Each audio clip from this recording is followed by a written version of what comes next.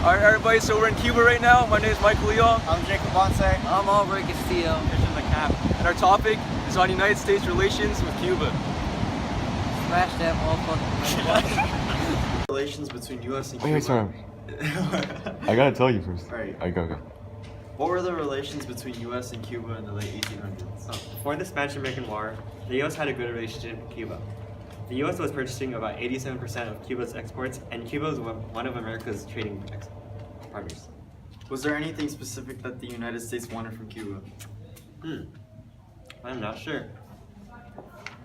Alright, we'll head all the way over to our reporter in Cuba, Michael Stevens. Alright, well thank you Jake. So as you can see, the sun's coming out right now and the waves have started to come in the Caribbean Sea. But we got a representative over here from Cuba, Mr. Castillo. So Mr. Castillo, you know what the Americans wanted from your country?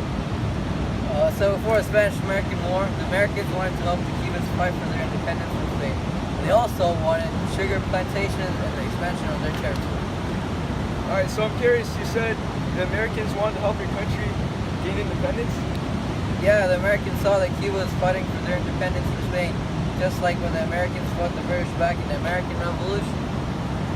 Also, you mentioned that America wanted sugar from Cuba and to expand their territory. Can you explain to us about that a little bit more? Yeah, so the U.S. knew that Cuba was a powerful trading center and could produce massive amounts of sugar and tobacco. This made Cuba a prime target for American expansionism. Alright, well thank you Mr. Castillo, and back to you Jake. Thank you, Michael. So let's get back to Christian. Wow, you learn something new every day. So the main subject that's been on everybody's mind is, why did the U.S. intervene in Cuban affairs? Could you tell us what compelled the U.S. to do so? From what we heard from Mr. Castillo about America's interest in Cuba, we already know that Americans had the annexation of Cuba imprinted in the back of their minds. If I'm not mistaken, Spain was controlling Cuba at the time also, right? Yeah, they were.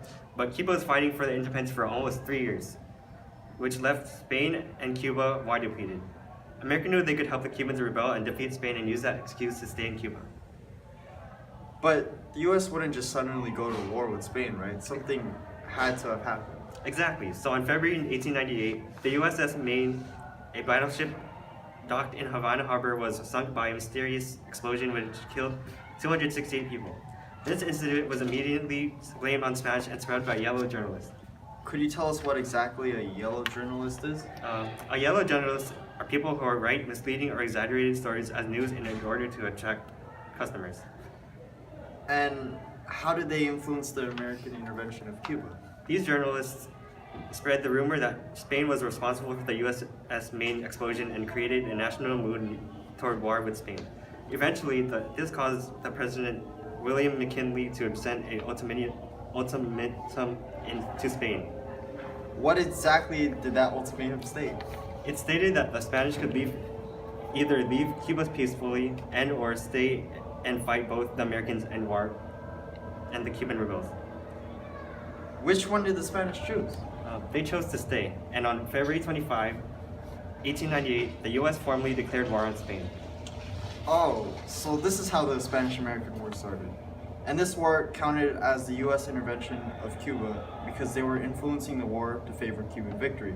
Let's head back over to Michael in Cuba and see what this war is all about. Back to you, Michael. Alright, thank you Jake.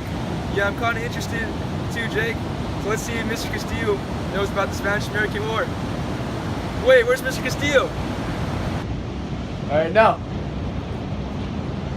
Hey Mr. Castillo, we're not even done interviewing you yet. Yeah, I thought I could just go home.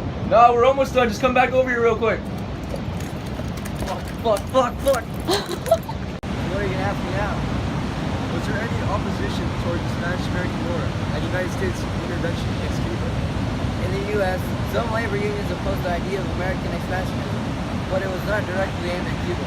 Also, Cubans wanted to gain independence. They did not want the U.S. to help them and take over Cuba afterwards. So I heard there's also a fear of the Black Republic being dominant. Is that true? Yeah, in America, some once feared a dominant Black Republic, but there was actually very few opposition toward the war, and U.S. intervention and any resistance was nonviolent. During the war, did the Spanish even have a chance against the United States? No, the U.S. had way more advanced navy and army. Add that with the Cuban rebels, and they were literally unstoppable. Also, do you know how long the war lasted? The war lasted about 7 months and ended on December 10th of 1898 when the Treaty of Paris was signed. Also, according to some statistics, it says that 5,462 Americans got into war, but only 379 of them were actually killed in combat. All the others died from diseases, and 500,000 pounds of rotten beef from the packing company in Chicago. All right, Mr. Castillo, thanks for letting us have you on this broadcast. Back to you, Jake.